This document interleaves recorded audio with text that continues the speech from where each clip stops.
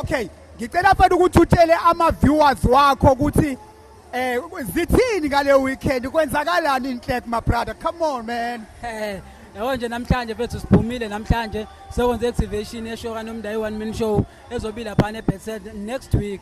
So next week bafethu khona umsebenzi okhona. I1 man show kaNomdayi iyaqala ngo12 iyaphela ngo5 lapha eBethsaida kaBeyami. Nanje into esinayo esiyiphushayo nje njengamanje.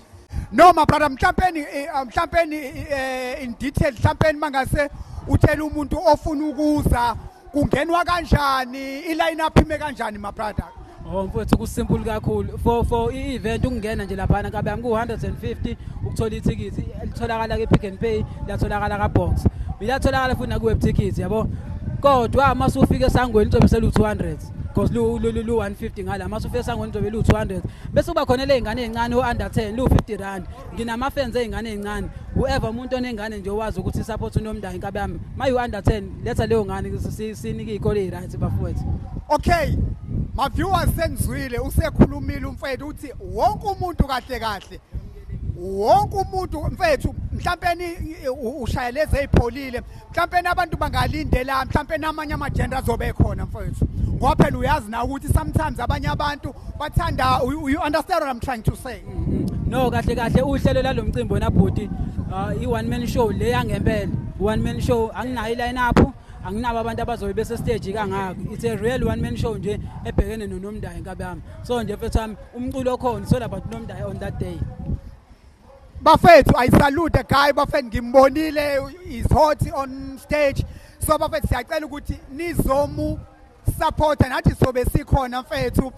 Nale ndoda le eyasemkhomazi le ndoda le. Mfethu yabo lo mfethu lo sigijime naye kuma event kakhulu.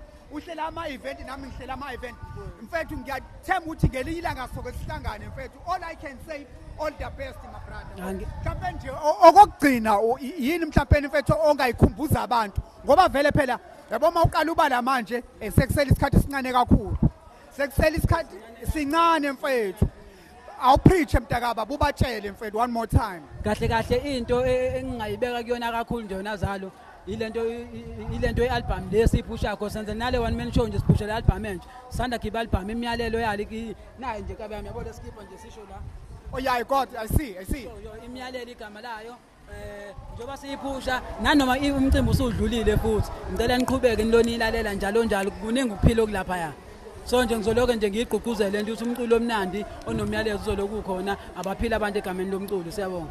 Okay siyabonga kakhulu. Khona into engiyithanda ukuthi abantu abaphile egameni lomculo kanti sijwayele ukuthi thina abaphila abantu egameni lika Jesu but lento le iyahambisana. So my brother, thank you so much Nomdayi siyabonga. Mfethu keep it up. Siyabonga kakhulu izingane zakuthi. Okay, one more time mhlawumbe abantu abafuna ukuthinta mhlawumbe abantu bazofuna mfethu ukuthola mhlawumbe inamba zocingo mhlawumbe bafuna ama direction zonke lezo zinto yabo.